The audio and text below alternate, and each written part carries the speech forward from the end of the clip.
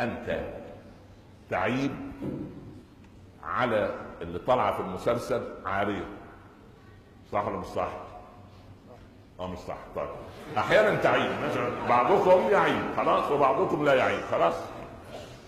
خلي بالك، انت اذا جلست امام المسلسل فالفنانه او البطله زي ما بيقولوا والبطل والمخرج او المخرجه والقناه والممول اللي دفع وانت كلكم في الوزن سواء، وبشرك يعني. ليه؟ من اين جئت بهذا الكلام؟ من عندي. احسن يقول الشيخ عمر قال رأي بالمساء، قال واذا رايت الذين يخوضون في اياتنا،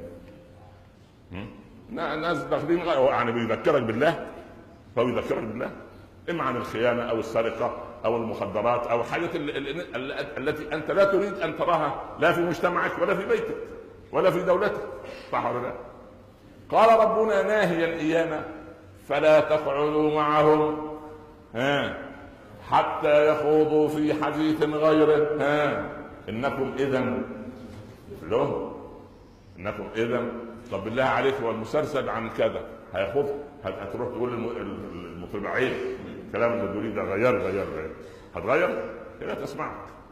فلا تقعدوا معهم انكم اذا مثلهم.